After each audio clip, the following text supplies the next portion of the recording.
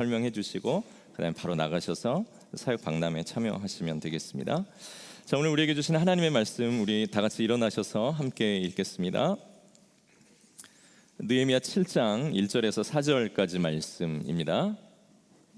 느헤미야 7장 1절에서 4절 우리 한 절씩 교독하겠습니다. 성벽이 건축됨에 문짝을 달고 문지기와 노래하는 자들과 레위 사람들을 세운 후에 내 아우 하나니와 영문의 관원 하나냐가 함께 예루살렘을 다스리게 하였는데, 하나냐는 충성스러운 사람이요 하나님을 경외함이 무리 중에서 뛰어난 자라.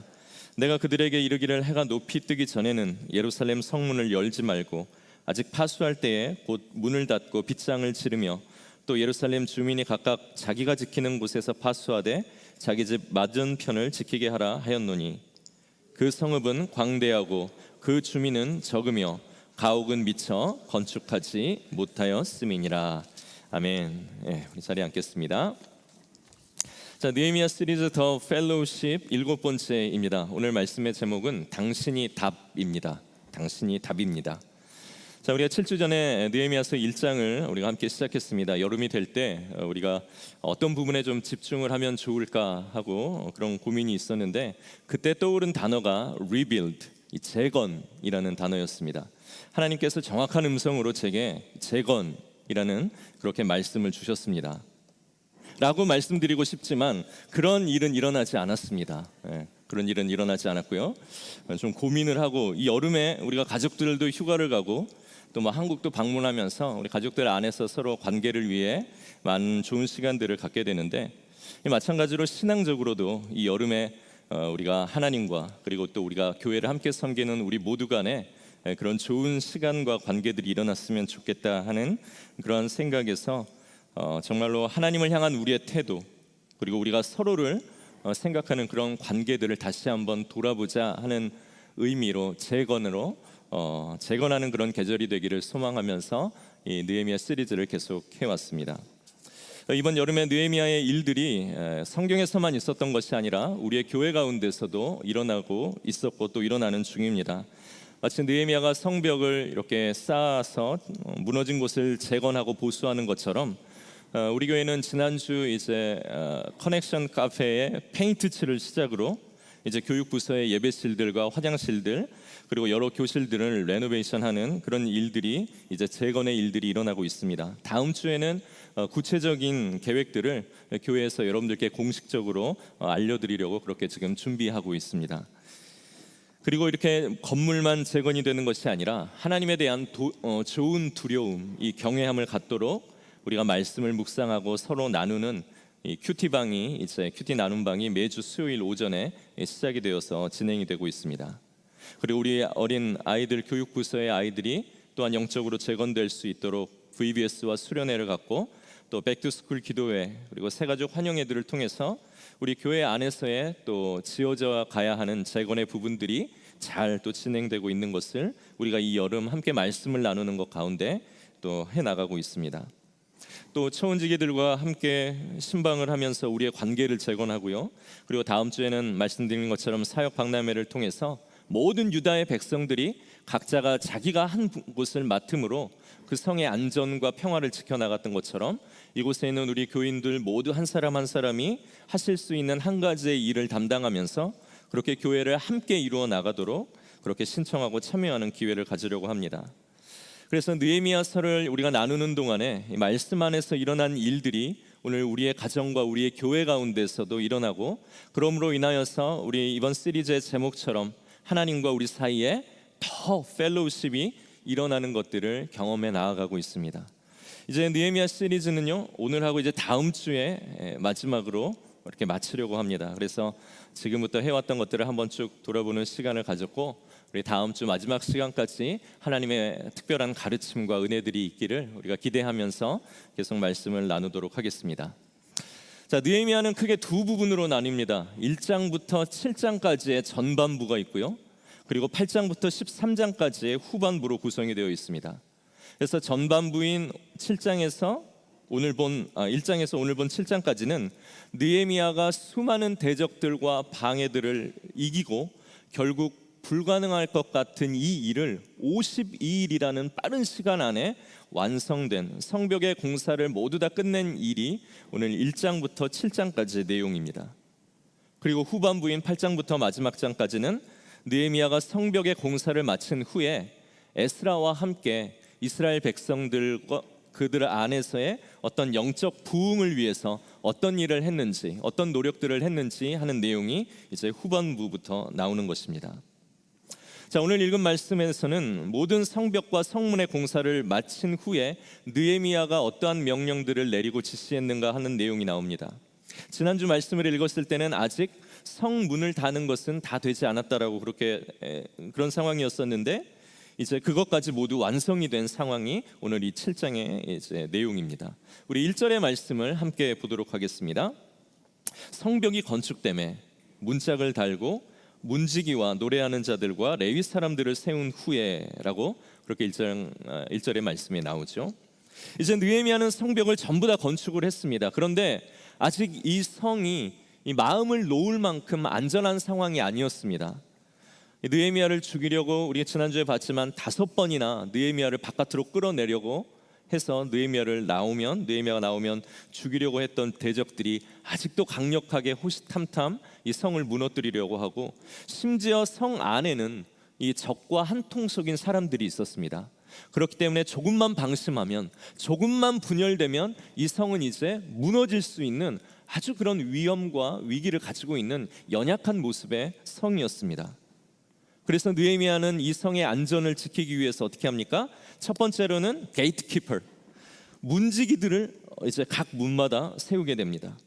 그래서 이 문지기들은 어떤 역할을 할까요? 외부로부터 오는 공격을 막는 그러한 일들을 하는 것이 이 문지기의 역할이죠. 그리고 두 번째로 노래하는 자들, 레위 사람들을 세웠다라고 그렇게 나옵니다. 지금으로 치면은 찬양팀, 성가대, 예배팀을 구성했다라는 그런 의미입니다. 이것은 내부의 분열을 막기 위한 그러한 방법입니다.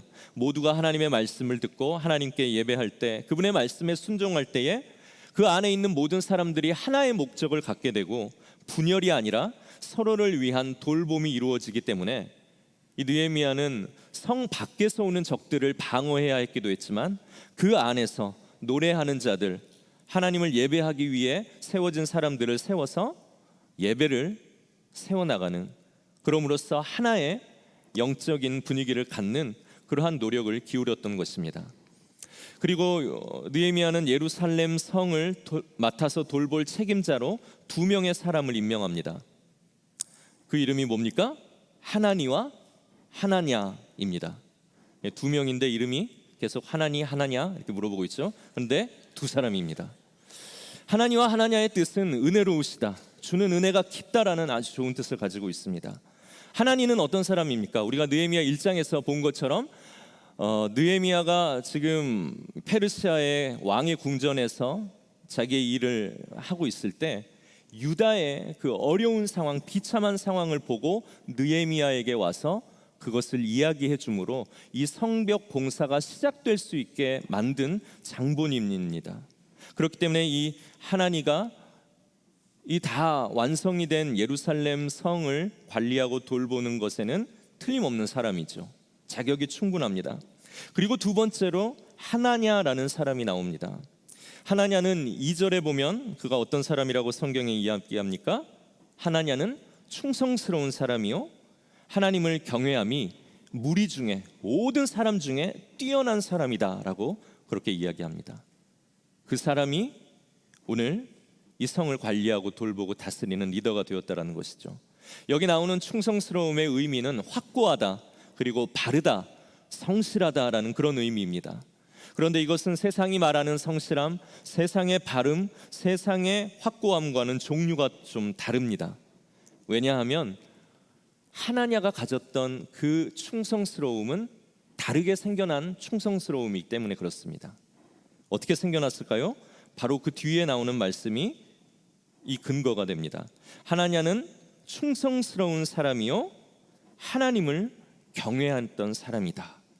그리고 하나님을 경외하는 것에 있어서 다른 사람들보다 뛰어난 사람이었다라고 그렇게 평가하고 있습니다. 하나니아가 가졌던 그 충성스러움, 확고함, 바르고 성실함은 세상 사람들이 이야기하는 그러한 모습의 확고함이나 성실함이 아니라 하나님을 경외했기 때문에, 하나님을 두려워했기 때문에 그 안에서 갖춰진 성품이었다라는 것입니다. 이전의 말씀에서도 우리가 경외함에 대해서 나누었습니다. 하나님을 경외하는 것은 하나님을 향해서 두려움을 갖는 것인데, 그 두려움은 어떤 두려움입니까? 막 무섭고 떨림이 아니라 하나님을 향한 좋은 두려움을 갖는 것이 그분을 향한 경외함이라고 이야기했습니다. 하나니아의 충성스러움은 하나님을 향해 좋은 두려움을 갖는 것이 만들어낸 성품이었다라는 것입니다. 그래서 하나니아의 충성스러움은 하나님의 말씀에 확고한 모습이었고, 하나님의 말씀을 지켜나가기에 바른 삶을 살았던 사람이었고, 하나님의 말씀을 이루어 나아가기에 성실하고 충성된 사람이 하나냐였다라는 겁니다. 그래서 하나냐를 수식하는 이 충성스러움의 의미는 세상이 말하는 추진력 좋은 사람, 아이비리그 나온 사람, 좋은 인맥 가져서 뭐 하나 시키면 척척 해내는 그러한 사람의 확고함과 성실함과 바름이 아니라 이 땅에서 하나님의 진리를 수호하고 말씀의 가치를 내 가정과 내 일터에 이루어내면서 하나님에 대한 존경과 두려움을 가지고 하나님의 기쁨을 위해 살았던 그 사람, 이것이 바로 하나냐가 가졌던 충성스러움의 모습이었다라는 것입니다. 그래서 그러한 사람을 하나님께서는 하나님의 사람들을 돌보는 자리에 맡기시고, 또 하나님의 말씀이 흐려지거나 훼손되지 않도록 그 모든 일들을 잘 해나갈 수 있게 리더의 자리에 세우신 것을 우리가 보게 됩니다. 그래서 우리가 느헤미야서를 볼 때 하나냐를 통해서 우리가 이 세상 가운데서 모두 다 하나님의 말씀을 수호하고 그 말씀을 이루며 살아가기로 부름받은 리더라라고 그렇게 말씀을 드렸는데, 그 리더의 모습이 어떠한 모습이 되어야 하는가 하는 것을 한 번 더 우리에게 강조하고 보여주고 있는 것입니다. 이 미국의 대표적인 복음주의자 목회자였던 분, 그리고 많은 저서를 우리에게 남긴 목사님 중에 A.W. 토저라는 분이 계십니다. 이번에 그 A.W. 토저 목사님의 그 최근 책이 하나가, 그분은 돌아가셨지만 그분이 남긴 책 중 하나가 최근에 번역이 되어서 나왔는데, 그 책 제목이 이렇습니다. 하나님 임재에 압도되다. 하나님 임재에 압도되다라는 제목으로 책이 한 권이 번역이 되어져서 나왔습니다. 저도 아직 그 책을 읽지 못했습니다. 그렇기 때문에 책 내용이 어떠냐고 저에게 깊이 물어보신다면 서로 민망한 상황이 생길 것이다라고 말씀을 드리면서, 하지만 이 책 제목에 우리에게 주는 강력한 메시지가 있다라고 생각을 합니다. 그 책에는 하나님이 계신다는 사실, 계시는 하나님이 지금 여기 계시고 내 앞에 계시는 것처럼 우리가 인식하고 그것을 마치 보는 것처럼 살아가게 되면, 그 하나님의 계시는 사실에 그 임재에 압도되어서 살아가게 되면 그 사람의 삶이 완전히 변한다라고 목사님은 우리에게 책을 통해 이야기하는 것입니다. 그것은 하나님 앞에서 갖는 두려움이면서 또한 하나님과 함께 살아가는 기쁨이 된다라고 그렇게 이야기합니다. 하나님을 믿는데 인격의 변화가 없고 삶의 변화가 없는 것은 그분의 임재가 우리 안에서 지식으로만 머물기 때문이고, 하나님의 말씀이 우리에게 그저 글자 정도로만 인식이 되어져서 내가 결정해야 되고 내 삶의 중요한 선택을 내려야 할 때 그때 그것이 나에게서 실제가 되지 못해서 하나님의 임재에 압도되지 못하기 때문에 우리의 삶이 변하지 못하고 우리가 여전히 신앙의 연륜은 있지만 세상 가운데서 지탄을 받는 교회의 모습이 되는 것이 아닐까라는 생각을 해보게 됩니다. 그래서 하나님의 임재에 압도되는 것이 오늘 하나님을 가장 두려워했던 하나냐의 모습이었고, 이젠 그 사람이 누가 돼야 합니까? 우리가 돼야 한다라고 오늘 성경은 이야기하고 가르치는 것입니다. 우리는 어떻습니까? 부자를 경외합니다. 풀리지 않는 문제, 내가 당한 괴로운 감정에 우리는 압도됩니다. 그러나 하나님을 경외하며 매일 하나님께서 내 앞에 계시고 하나님이 내 문제를 지켜보고 계시면서 나의 억울함과 아픔을 함께 하고 계신다라는 것, 그리고 내 기도를 들으시고 계신다라는 그 하나님의 계심에 압도되어 살아가게 되면 오늘도 나의 상황과 내 문제와 내 감정의 어려움에 모든 것들을 아시는 하나님께서 오늘 나를 위해 새로운 길을 내시고 내 삶에 새로운 구원을 주시리라는 기대 때문에 우리가 하나님의 임재에 압도되면 그분 앞에서 자유함을 갖게 되고 세상이 줄 수 없는 평안과 든든함이 우리에게 생기게 되는 것을 경험할 수 있게 되는 것입니다. 이것이 바로 하나님의 인도하심입니다. 이 직장 가라, 저 직장 가라, 이 학교 가라, 저 직장이다, 이렇게 말씀하시는 것이 하나님의 인도가 아니라 하나님의 말씀 그것을 붙들고 그것이 내 삶 가운데서 놀라운 일을 일으키시리라는 100%의 확신을 가지고 그 말씀이 가르치는 대로 오늘 내가 한 걸음 한 걸음 살아갔을 때 하나님이 나를 이끌고 가시는 그분의 인도하심을 우리가 경험할 수 있게 된다는 것이죠. 그 하나님의 압도되어 살아가는 삶, 그 주님의 임재가 내 삶에 강력하게 임해서 주님이 함께 계시기 때문에 두렵지 않고, 주님이 함께 계시기 때문에 내 모든 문제 가운데서도 주님을 찬양하며 할렐루야 하고 나아갈 수 있는 그런 경험, 그런 하나님의 인도를 우리가 한번 받아보고 싶으시지 않으십니까? 이제는 그 주인공들이 우리가 되라라고 오늘 하나님의 모습을 통해 말씀하고 계시는 것입니다. 혹 우리 중에 난 그런 거 관심 없어, 하나님 나라, 가정, 교회, 세상, 나는 뭐 리더 될 그런 것도 없고 나 그런 거 안 이끌래, 나 그냥 평범하게 살래 라고 생각하는 분들도 계실 수 있습니다. 그러나 그것은 절대 겸손이 아닙니다. 그것은 불순종입니다. 마태복음 5장에 예수님께서 팔복을 다 가르치신 다음에 하신 말씀이 무엇입니까? 너희는 세상의 빛이라, 산 위에 있는 동네가 숨기우지 못할 것이다 라고 말씀하십니다. 하나님을 알고 주님의 말씀을 가졌고 이 세상에 마지막이 있고 영원한 삶이 있다는 것을 아는 사람들은 그 삶이 결코 세상 가운데서 숨겨질 수 없고 보여지는 삶, 드러나는 삶, 그래서 하나님을 알지 못하고 이제 죽음 이후에 무엇이 있는가를 알지 못하는 사람들을 구원의 빛으로 인도하고 이끌어갈 그런 리더의 삶으로 우리를 부르셨다라고 예수님은 말씀합니다.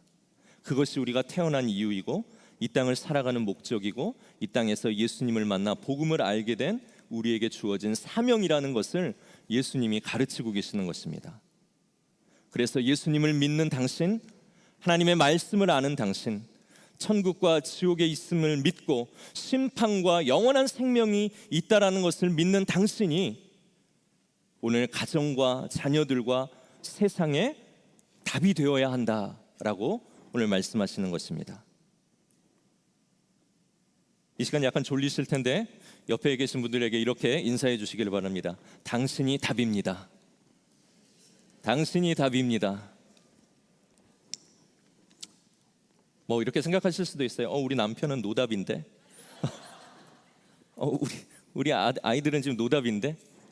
그러나 하나님의 임재에 사로잡히고 그분을 경험하고 그분의 말씀이 내 삶을 변화시키는 그 작은 단편과 조각을 잡는 순간 성령께서 그 마음 가운데 강력하게 역사하시고 하나님이 안 계시다라고 부정할 수 없는, 하나님이 정말로 계시구나 인정할 수밖에 없는 그 하나님의 강력한 증거가 임하는 순간 노답은 정답이 되는 것입니다. 그것을 위해 기도하기 위하여 오늘 우리를 먼저 부르신 것이 아니겠습니까? 오늘 느헤미야는 이제 성이 완공이 된 후에 사람들에게 특별한 규칙을 정해서 알려줍니다. 그것이 3절의 말씀에 나와 있는데요, 우리 3절 함께 보겠습니다. 내가 그들에게 이르기를 해가 높이 뜨기 전에 예루살렘 성문을 열지 말고 아직 파수할 때에 곧 문을 닫고 빗장을 지르며 또 예루살렘 주민이 각각 자기가 지키는 곳에서 파수하되 자기 집 맞은편을 지키게 하라 하였노니.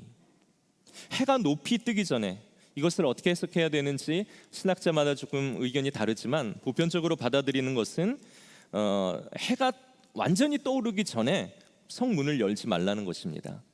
조금 늦게, 보통 다른 성들은 이제 해가 딱 뜨는 새벽녘에 문을 열고 일을 하러 나갈 수 있게 해주는데 오늘 이 성은 아직도 불안하기 때문에 모든 사람들이 성 안에서 다 깨어 일어날 때까지 조금 더 기다렸다가 완전히 해가 높이 떠서 사람들이 다 일어나면 그때 성문을 열라라고 느헤미야가 오늘 지침을 주고 있습니다.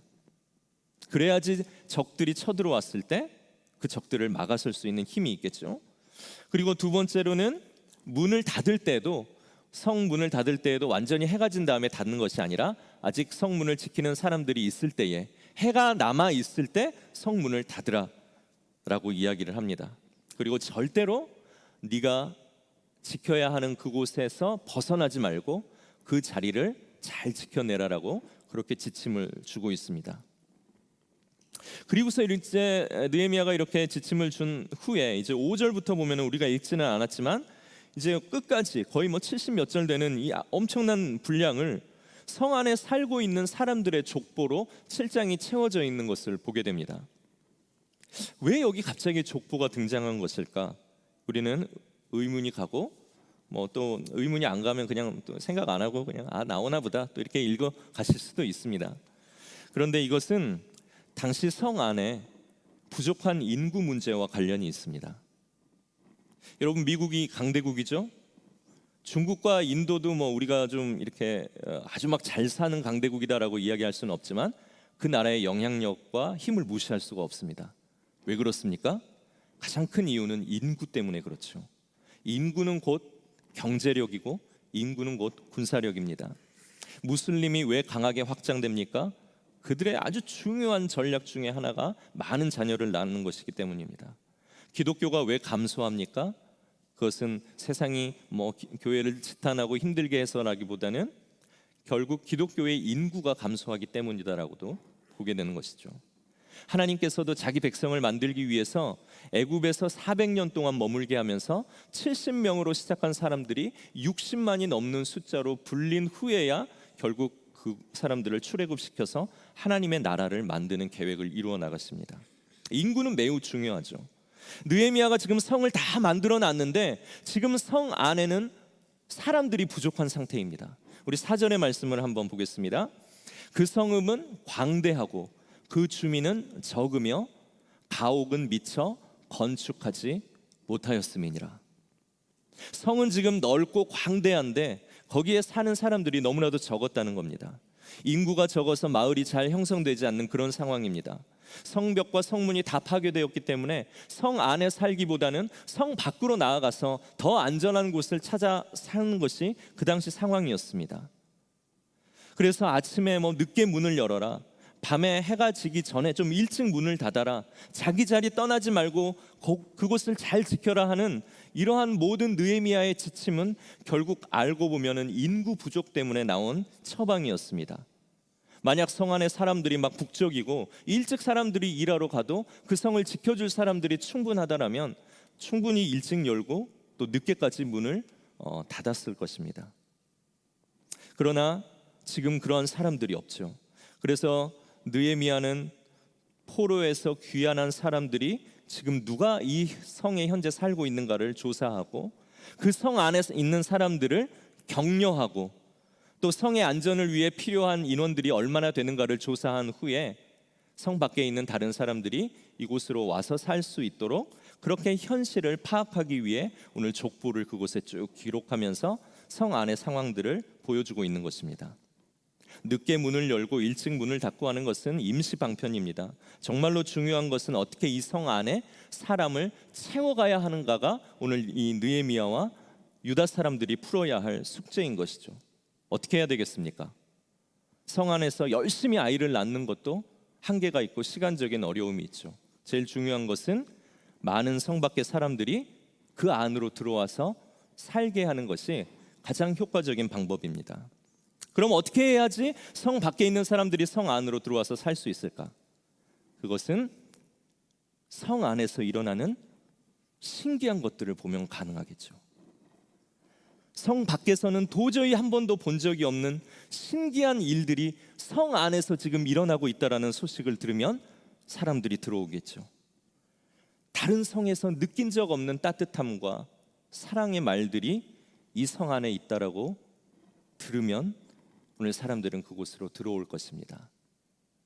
놀라운 하나님의 일들이 오늘 이 약한 공동체 안에서 이루어지고 있다라는 하나님의 보호와 인도하심이 있다라는 이야기를 들었을 때 오늘 성 밖에 있는 사람들도 성 안이 안전하고 살만하겠구나라고 생각하며 들어오는 것이죠. 그 신기한 것, 그 놀라운 일, 그 따뜻함이 무엇입니까? 우리는 그것을 기독교적인 언어로 은혜라고 바꾸어 말할 수 있는 것입니다. 은혜가 없는 곳 가고 싶지 않죠. 직장에 은혜가 없으면 어떻습니까? 직장에서 탈출하고 싶습니다. 집에 은혜가 없으면 어떻습니까? 집을 나오고 싶죠. 저희 첫째 아이가 지금 몇 년만 기다리면 자기는 이제 대학을 가서 집을 떠나겠다. 네, 지금 엄청나게 기대를 갖고 있습니다. 아버지에게 큰 은혜를 받지 못했기 때문이죠. 그러나 집에 은혜가 있으면 어떻습니까? 나가라 그래도 안 나가죠. 은혜는 이처럼 중요하고 신기하고 놀라운 것입니다. 살리는 말들, 따뜻한 말들, 보듬어주는 말들, 무언가 우리 인간의 눈으로는 너무나도 작고 초라하고 의미 없는 것 같지만 그 안에서 일하시는 강력한 하나님의 일하심을 보는 순간, 그리고 그것이 은혜의 현장이라는 것을 아는 순간, 오늘 그 자리로 사람들은 모여있게 되는 것입니다. 교회도 마찬가지이죠. 교회 부서의 사역도 마찬가지이고 모든 것이 그렇습니다. 우리 교회에 많은 사람들이 필요해서, 또 많은 사람들이 정말로 하나님이 궁금해서 들어오게 하려면 어떻게 해야 됩니까? 막 데코레이션을 화려하게 하고 화장실을 바꾸고 좋은 것으로 막 치장을 하면 사람들이 들어옵니까? 들어옵니다. 예, 그런 분들도 무시할 수는 없어요. 그러나 정말로 중요한 것은 무엇일까요? 이 교회 안에서 세상이 보지 못한 놀라운 일들이 일어나고 있다. 세상이 듣지 못한 언어들이 이 안에 있다. 세상에서 듣지 못한 소망이 이 안에 있다 하면 사람들은 이곳으로 오지 않겠습니까? 그래서 다른 곳에서 듣지 못한 살리는 언어들, 회복되지 못하고 깨어진 마음들이 와서 살아나는 심령들, 그리고 세상 가운데서 따돌림 당하고 또 어울리지 못하는 사람들이 오늘 이곳에 와서 안정을 누리고 평안을 갖게 되는 그러한 소식들을 듣게 되면 사람들은 이곳으로 들어오게 되는 것입니다. 오늘 그것을 이룰 사람이 누구입니까? 옆을 보면 이야기하십시오. 누구입니까? 바로 당신입니다. 당신이 답입니다. 오늘 하나냐와 같은 하나님 앞에 있기 때문에 그분을 너무나도 두려워해서 그분이 기뻐하시는 모습대로 살아가는 것, 하나님을 기뻐한다고 해서 세상의 지탄을 받을 수 없습니다. 언제나 하나님 교회의 윤리는 세상 것보다 높기 때문에 우리가 세상의 기준이 아니라 하나님의 기준에 맞추다 보면 세상의 기준은 자동적으로 맞춰져 있는 거예요. 그런데 문제는 뭡니까? 하나님을 사랑하고 기독교적인 윤리로 산다고 하면서 그것이 어떠한 것인지 몰라 세상의 기준조차도 그게 충족되지 못하기 때문에 우리와 교회가 지탄을 받는 것이죠. 그러나 정말로 하나님의 말씀을 붙들고 그분을 두려워하면서, 두려우신 그분이 있기 때문에 또한 내가 평안하고 안정함을 누리면서 살아가면 이 세상의 윤리 정도는 충분히 넘어서는 더 높은 윤리의 의식을 가지고 기독교적으로 신앙적으로 살아가게 되는 것입니다. 오늘 그 일을 이룰 사람들이 오늘 여기 모인 저 여러분들입니다. 그래서 우리가 함께 내가 주인 삼은 모든 것들 이제는 다 내려놓습니다. 하나님만이 나에게 가장 두려우신 분이십니다. 주님의 임재에 내가 사로잡히는 사람 되고 싶습니다. 그래서 하나님의 말씀을 한 걸음 한 걸음 지켜나갈 때에 하나님이 나에게 주시는 인도하심을 나와 나의 가정과 나의 남은 삶과 우리 교회가 경험하고 싶습니다 할 때 오늘 많은 사람들은 이곳에서 일어나는 놀라운 일들 때문에 오늘 교회에 관심을 가지고 우리 안에 계신 하나님을 또한 만나게 될 것입니다. 오늘 그 답이 나라는 것을 확신하십시오. 그리고 그렇게 살아가고 싶습니다. 우리의 남은 인생을 걸고 결단하시기를 바랍니다. 그리고 더 이상 세상이나 다른 것들을 동경하고 그것에 사로잡혀 사는 것이 아니라 우리를 인도하실 수 있는 좋으신 하나님께 사로잡혀 살아갈 수 있기를 우리 소망하면서 이 시간 우리 다 같이 자리에서 일어나 함께 찬양하겠습니다. 내가 주인 삼은 모든